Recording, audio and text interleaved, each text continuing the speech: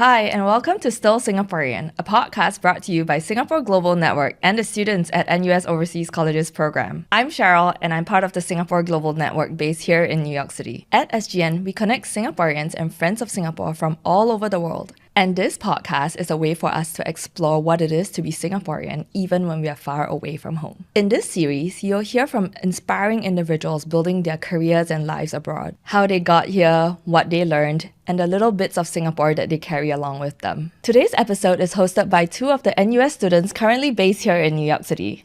Over to them. Thank you so much, Cheryl, and welcome to this episode of Still Singaporean. I'm Jason. And I'm Jolynn. Today, we are thrilled to be joined by someone whose career journey has taken him from Singapore all the way to the legal frontiers of tech and finance in New York.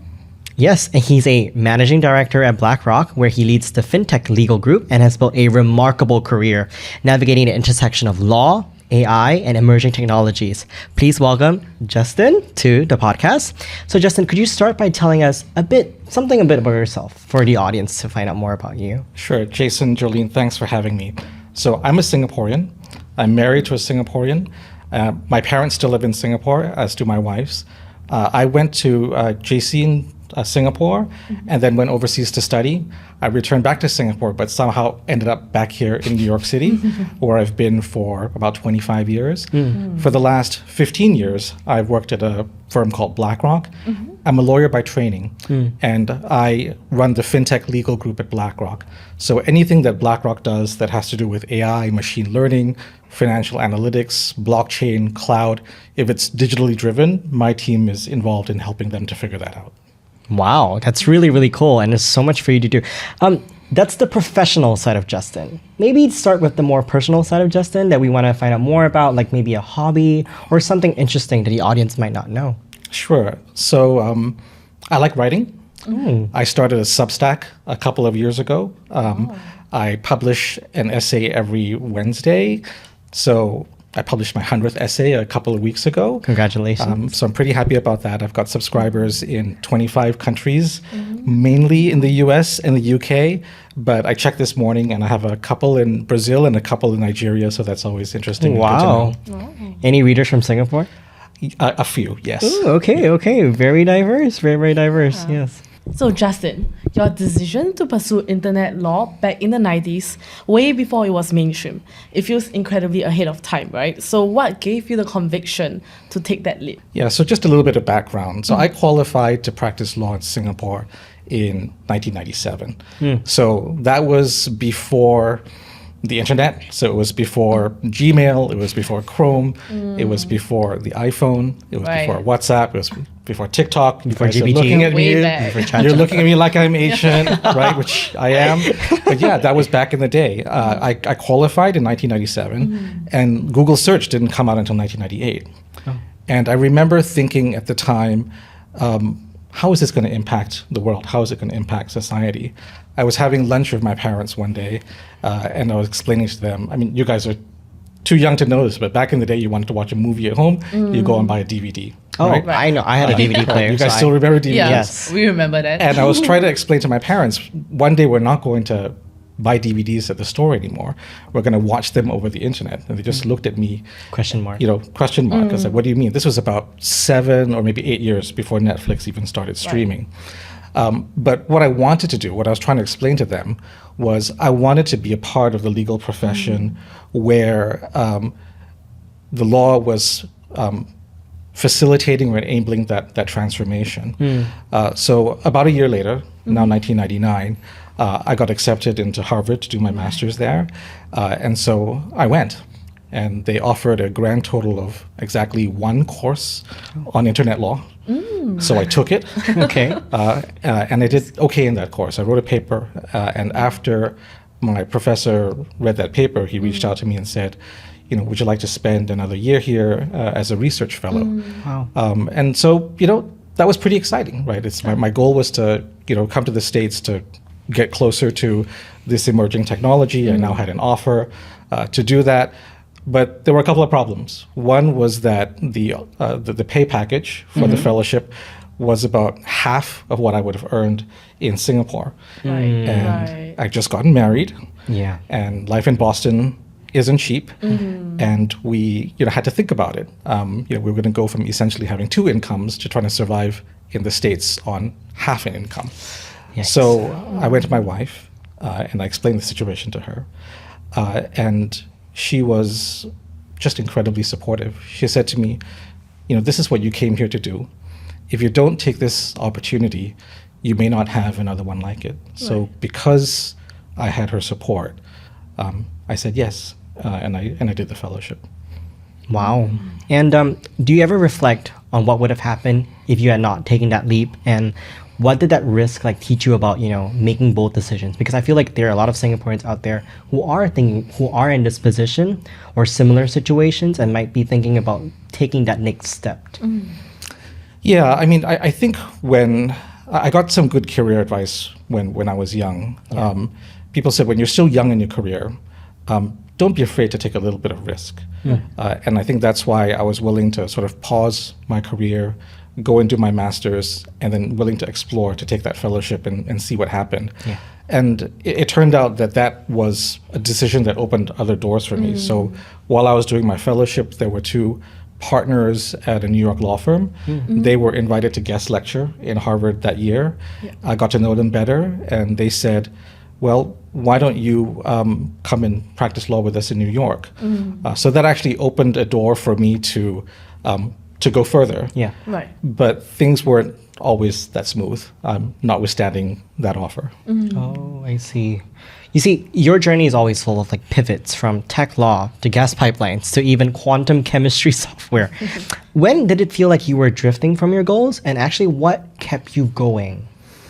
Yeah, so actually not long after I got that offer, things started to go a little bit sideways. So this was 2001, 2002 when I got that offer. And initially when they said come practice with us in New York, I was like, things are really going now. Yes, I mean I went to Harvard, I did my fellowship, I took the pay cut, but now I'm on the road to doing what I wanted to do. And then the .com bubble blew up, and every single internet company that was doing something interesting went from hero to zero in a matter of months. And the law firm reached out to me, and they said, you know what, Justin, there isn't a lot of tech work right now.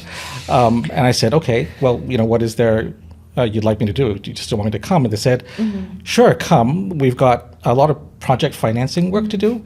And I said, what's that? And they said, well, we've got clients who are building gas pipelines in Brazil, and they're building wind farms in Texas. Would you like to do that? Wow. And I said, well, it doesn't sound very internet-y to me. Yeah, it's a radical shift. Yeah, it's not quite where I wanted to go. But I wasn't really ready to give up on the dream quite yet. And so I said yes. I'll come in. And I just put my head down and I learned, and I learned a huge amount. It turns out that after a few years of doing that, I got an offer to interview at a company called Schrodinger. They're based here in New York.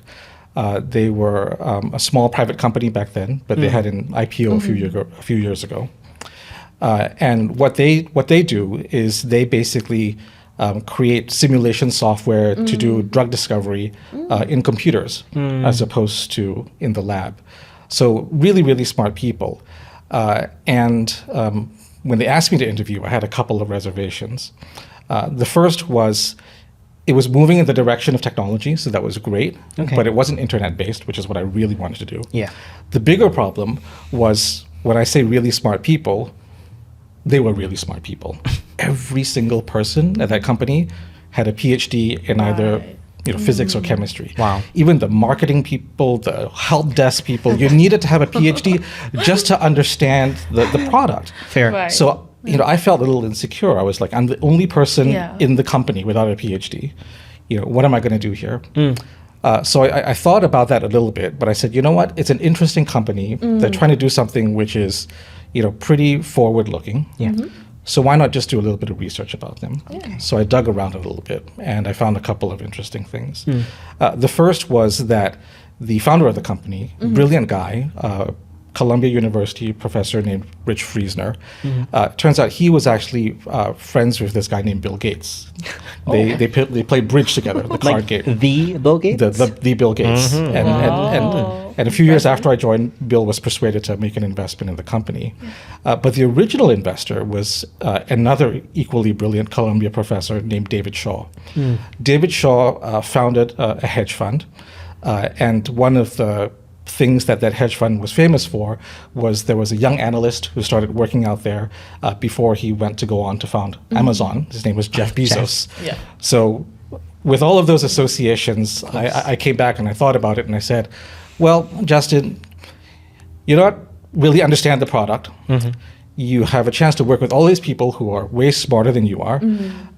You are either going to fall flat on your face or you're going to learn a lot. Yeah. So I decided to do the interview. I took the opportunity and I said, I'm just going to try for it and see what happens. Wow. Talk about risks. Oh my goodness. Right. So data adaptability is obviously really, really amazing. And for someone who might feel stuck or unsure in their career path, like what advice would you give them? I would say have an open mind. I think for me, every step along the way, I tried to have an open mind when I was looking at the opportunity that was in front of me.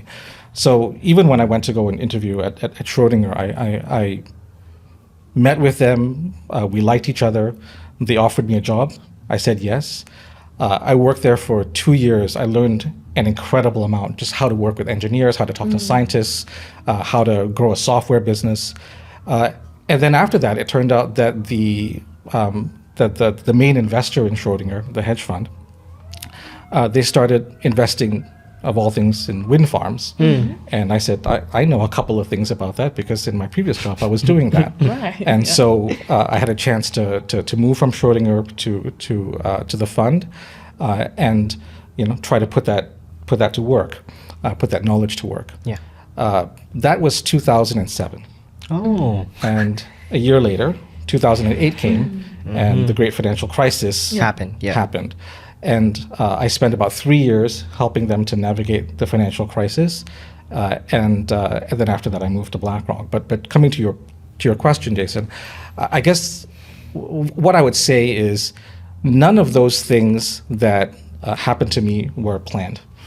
I simply looked at what was in front of me and I tried to make the best of the opportunity that was in front of me. And I actually think that you've had a rather similar experience yourself. I mean, I hope you guys don't mind. I actually looked you up on LinkedIn before this. And Someone did his homework? Yeah, one of the things that I was really interested to learn was, after you came out of school, you made a somewhat unconventional decision to go and work for your family business. And I just was hoping to be able to ask you a question and learn a little bit about that. No, definitely. It's interesting that you brought this up. I would say my decision to enter the family business, of course, it was understandably convenient and really thankful for the opportunity, but I think what was important, like in terms of like my mentality and my mindset entering into the business, because, okay, just to give some context, my mom is working in the beauty industry. So like beauty services, facial salons, for example. My dad's more of like a private equity advisory firm. So financial background. So working with them was two very, very different experiences. For me, when I went into these two opportunities, I think what I kept in mind was that I knew I wanted to be an entrepreneur in the future. And I think one great advice that I got from a mentor was that you go where the money goes. So obviously the beauty industry is understandably a very lucrative industry, and I wanted to understand essentially consumer behavior.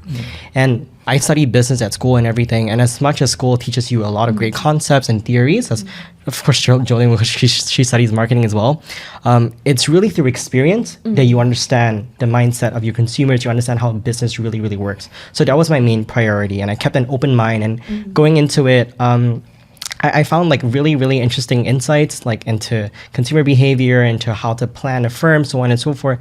And I took that experience and I decided to found my own skincare company. So I did go into the beauty industry myself as well. So I became a founder and everything, and ran this business for like 2.5 years, a lot of customers, a lot of support, really thankful for that. But with that, I was like, okay, what's next for me? Because I didn't just want to limit myself to the beauty industry alone. And I think like you, Justin, I looked at myself and I asked, what's what are the opportunities that presented in front of me. I looked over and I saw my dad and I was like, wait a minute, what do you actually do? Why don't you tell me, what do you do, sir? And my dad was like, oh, I'm private equity and all these fundraising things. So I was like, oh, that's really, really interesting. And I decided to take the job because it gave me exposure. And I think exposure is really, really important, especially at our age. Exposure to different industries, how they work. And so with that, I got like an inside look into like the hospitality industry, the F&B industry, into education, edutech. And that really, really gave me so much new insights. And that was when I was like, okay, this is what I really, really wanted to do. And so I think just going back to Justin, your point is that really seizing what's best for you at that given moment. Don't be afraid. And I think what's really important is for you to be clear of what do you want, what's next for you, what do you want, and what's best for you. Yeah. That's such a great story. That's such a great takeaway. So thanks for sharing that. Not as inspiring as yours, but it's just my story. I love that story. Oh my gosh. So yeah, Justin, you lead a global team now, right? So people from over 13 cities. So do you ever feel like there's a sense of responsibility to represent Singapore abroad? Yeah. Oh yeah, that's a good question. So I think that there is a part of the Singapore expat community where that pressure is particularly tangible, right? Yeah. So if you're an actor or an athlete or an artist, I think every day you turn up and you're probably asking yourself to some degree, how am I representing my country on a global stage? Yeah. Right. And I imagine that comes with an incredible level of pride, just being able to do that, because people are coming to you and asking you, what does your cultural background or experience bring to what you're doing? Yeah. But I imagine there's quite a lot of pressure that comes with that as well. And I fortunately am in a profession where I don't experience that same pressure. So I have an enormous amount of respect for all of the people who do that and represent the country so well on the global stage. I think for me, life is a little simpler. So Jolynn, as you said, I have a pretty international team because of the way that our technology is deployed. We have people all over the world, lawyers all over the world working with me. I was just going through, in my head, I work with a team with people who come from Belgrade, from Serbia, from Texas. Wow. I have a team that includes folks from London, Tunisia, Stockholm, Canada, London. So it's a really, really international team. Yeah. And so coming back to your question on representing Singapore, I think maybe the way that I represent Singapore is, I went to secondary school and junior college in Singapore, and I had a lot of classmates who were not Singaporeans. I'm sure that you've had the same. Yeah. I had classmates from Malaysia, from Indonesia, Taiwan, from India, from China, from even one from France when I was in secondary school.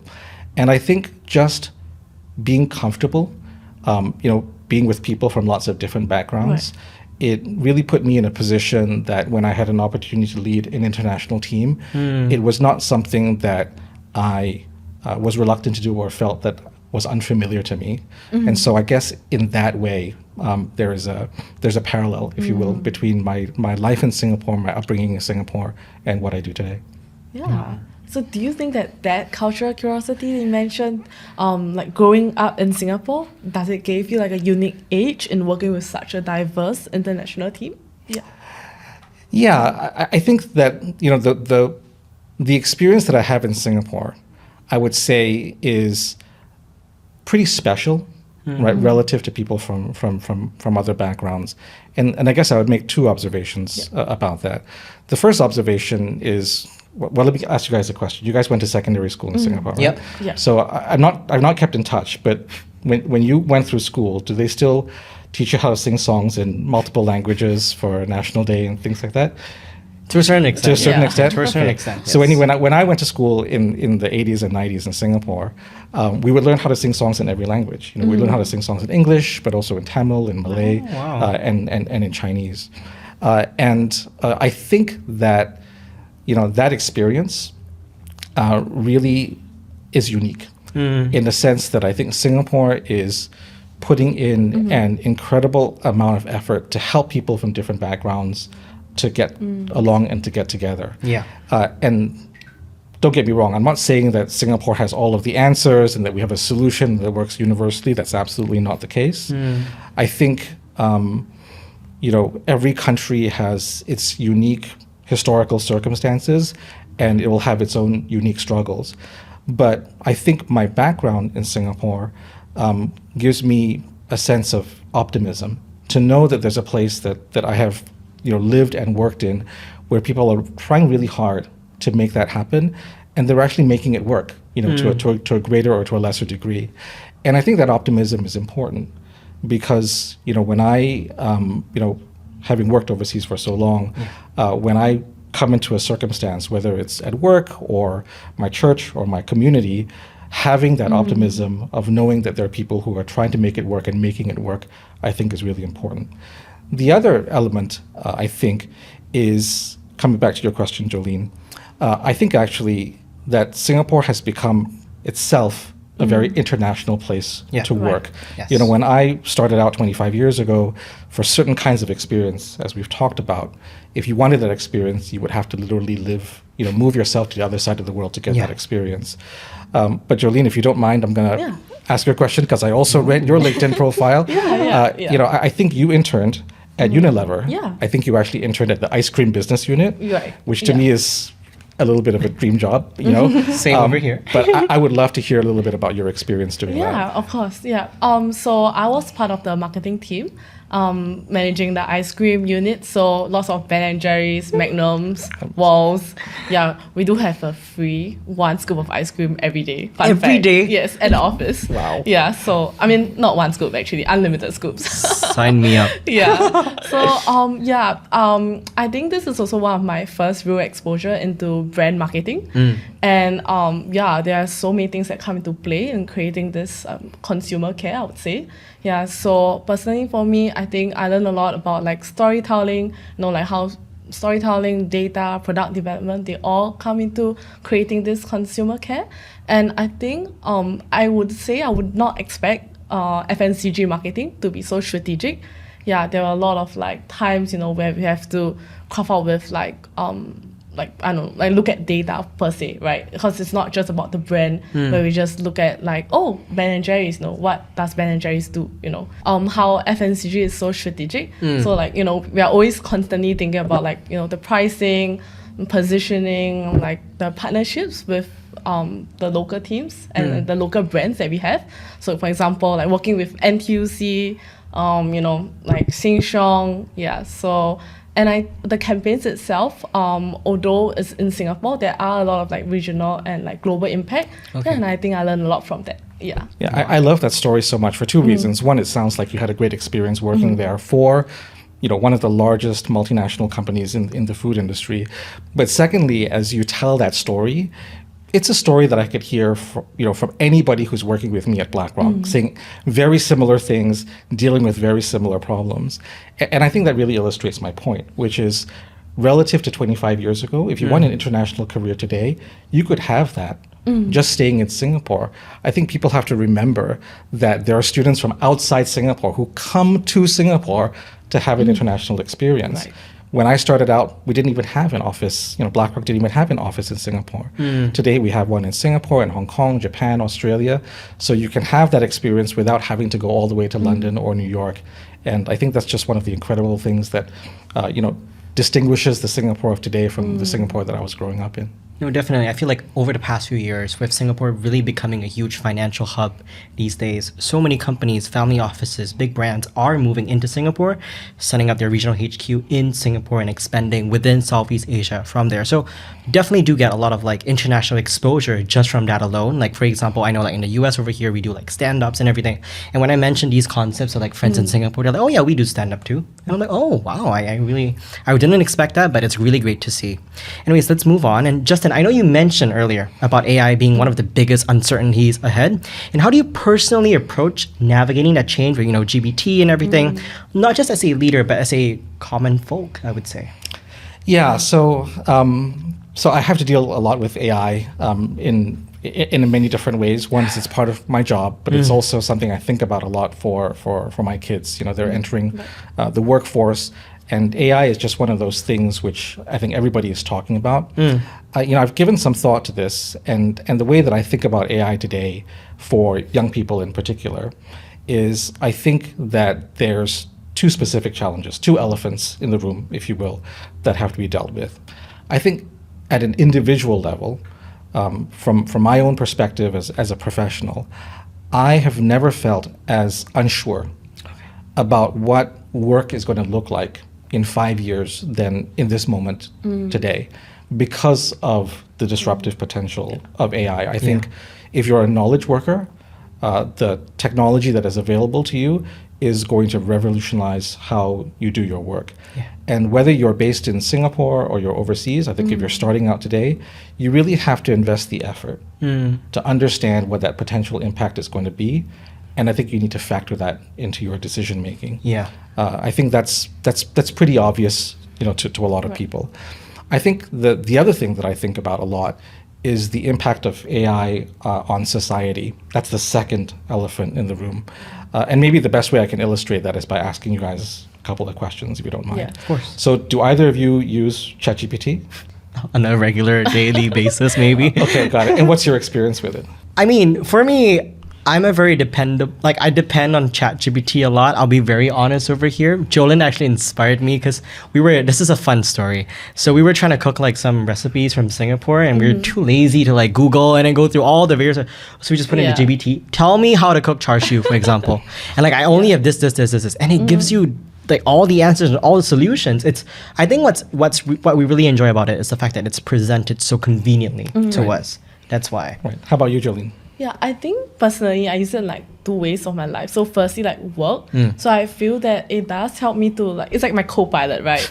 It's like it structures my thinking a bit more.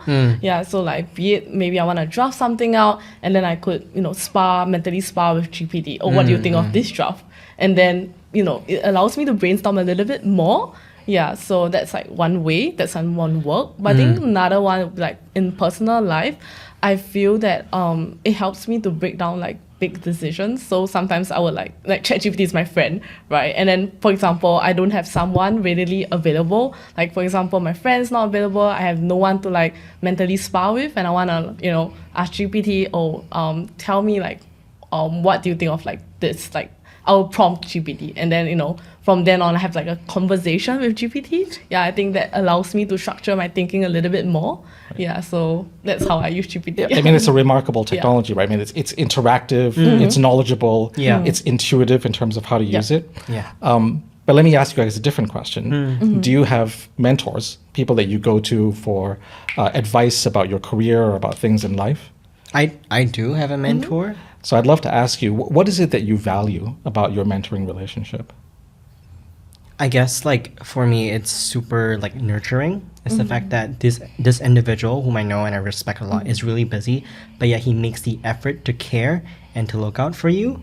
And it's a very proactive sort of relationship where he constantly checks in and gives advice, and that is something that I really, really appreciate about. That's what a good mentor does.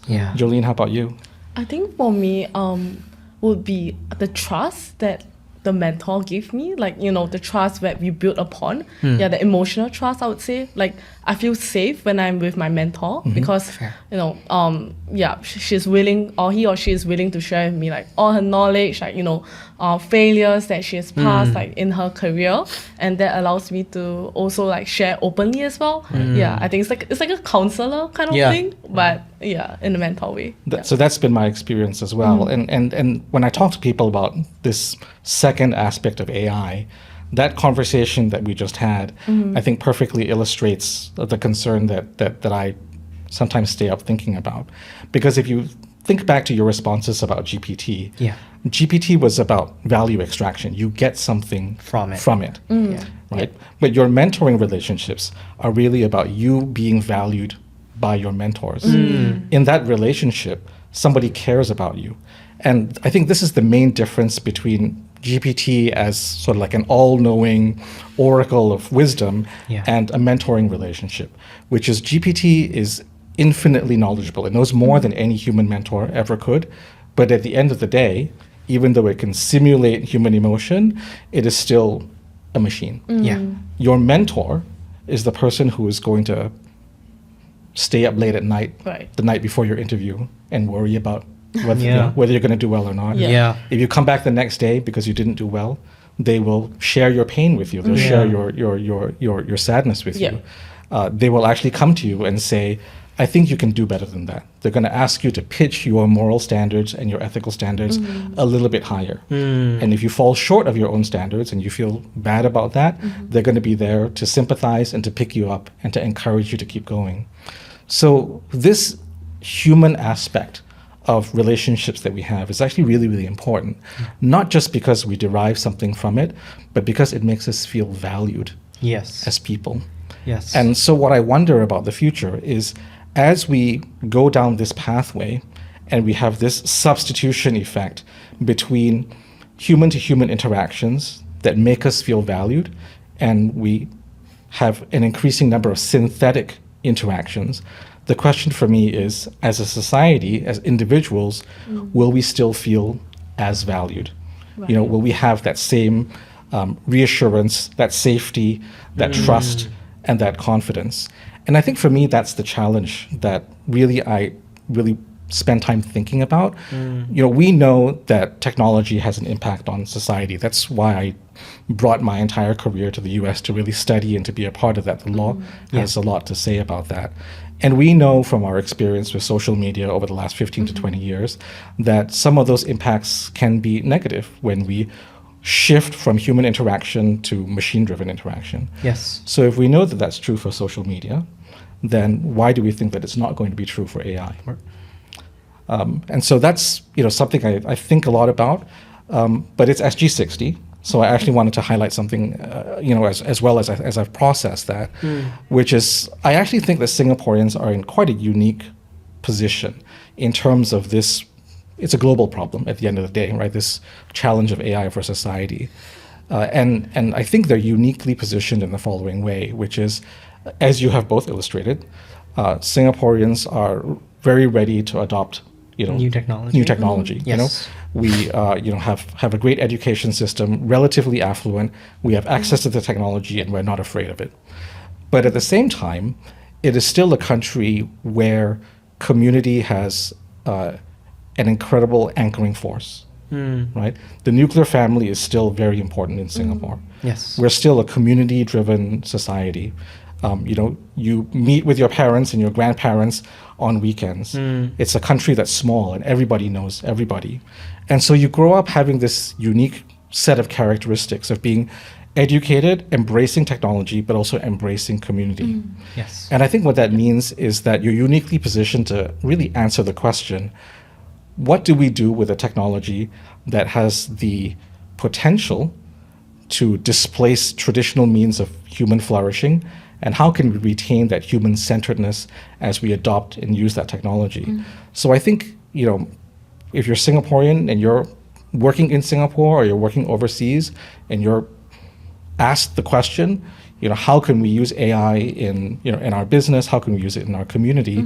I think that you have a really unique perspective to bring. And I would just encourage everybody to think about their human-centeredness and their community-centeredness as they think about adopting that new technology. Yeah, and I think you've highlighted many interesting characteristics, or unique characteristics, I would say, of the Singaporean community. And I feel like it is because of that we are, able and better prepared to embrace these new technological developments. And I really believe that, as cliche as it sounds, it's really that community aspect, that kampong spirit even, that really gets us through these different hurdles and challenges that we might face. And now, since we're talking about Singapore, let's go back to, maybe your time back when you were in Singapore, and tell us about something that you miss most about Singapore. So I think everybody misses the food. Let's just get that out of the way. There's nothing like being at home. We're drinking teh tarik right now, everybody. Right? There's nothing like being at home and having the food at home in Singapore. Yes. But I think, having grown up in Singapore, one of the things that I really miss is old Singapore. So, I most of my childhood memories come from the 70s and the 80s. I have these incredible memories of being in my grandfather's shop house in New Bridge Road. It was old, it was dark, it didn't have a flush toilet, but those are my most vivid memories. That's where I would meet with my grandfather, my grandmother, my uncles and my aunties, They would bring me, around the corner to visit the Van Cleef Aquarium. That's not there anymore. I learned how to swim at the River Valley swimming pool. That's not there anymore. Even places that I went to school. So I went to RI at the Grange Road campus. I think the buildings are still there, but the school has moved. I think, to the Bishan campus. Bishan campus. And then, I went to JC in RJC at the Mount Sinai campus, and that's now been slated for demolition as well. And, I understand. Right, of course, Singapore is always growing. It's modernizing. Space is at a premium, so we're constantly, reinventing the country. Yeah. But there's a part of me which thinks about these places that only really exist in my head and in photographs, in the National Library.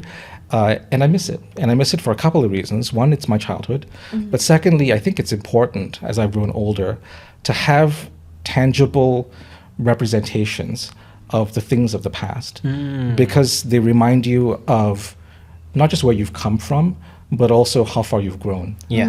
And so that's one of the things I really miss about Singapore. All right.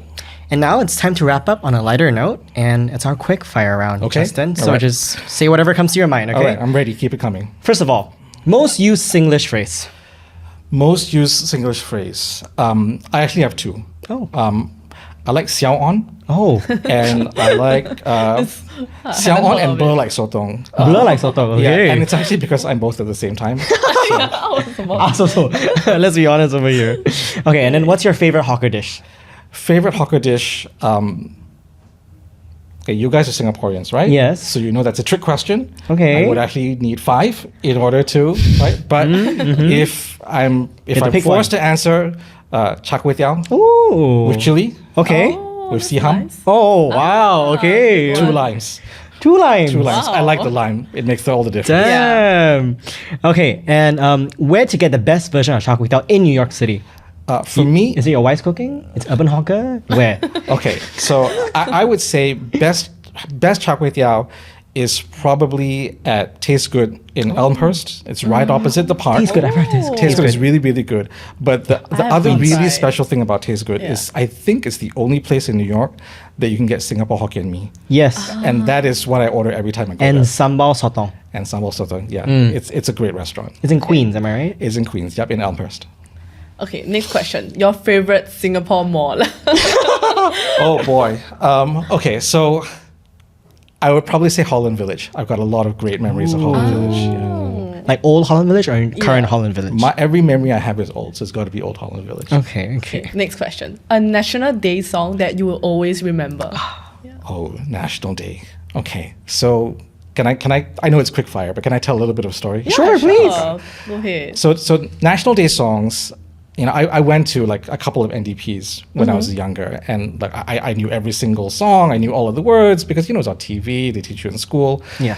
But and that was great, and I understand why we did that. As I've gotten older, I've actually felt like maybe Singapore has moved past the NDP song a little bit. And maybe this is just a sign of me getting on in age, but I've gotten actually really sentimental about the national anthem. Oh. And there's a very specific reason for that. And the reason for that is I really like the fact that it's in Malay. I like the fact that it's in Malay for a few reasons. One is I think it really evokes this association to Singapore all the way back, all the way back to our founding, before colonial rule. And the second aspect of that is, I'll be honest, I cannot always remember the words. I have to look them up. And even if I remember the words, I don't always remember the meaning. I also have to look it up. And I actually kind of like that. I like that because it reminds me that you need to work for unity. It's not something that you have inside you and comes automatically. You actually have to pause and you have to work towards it. And I actually find that meaningful. And I find that when I sing the national anthem, that little bit of extra work that I have to do reminds me of my experience growing up in Singapore and how hard we work as a country to stay unified and together as one. I feel like that's a really beautiful message, not just for Singaporeans, but even just people in a global community, is that each one of us has a role to play in working towards unity. And I think that's a really important message to remember. And so we're wrapping up this episode as we celebrate Singapore's 60th birthday, as you've mentioned, as she's 60. Is there anything that you want to say to your friends or family or the next generation of Singaporeans like us tuning in today? I think I would just like to say thank you to everyone in Singapore for the amazing experiences that you gave me growing up. They made me who I am today, and they helped me to be successful in the community and the place of work that I have today. To my family and my friends, I miss you. I love you. To my BlackRock colleagues in Singapore, have a wonderful National Day break. And to everyone in Singapore, have a wonderful 60th birthday celebration. Yeah, Justin, thank you so much for sharing your journey, your wisdom, and your heart with us today. We've truly learned so much. And thank you so much to everyone that's tuning in today. Don't forget to follow Still Singaporean for more stories on resilience, identity, and belonging across the globe. Till next time, continue to stay grounded, stay curious, and stay a little bit Singaporean, huh? Thank you very much. Thanks for having me.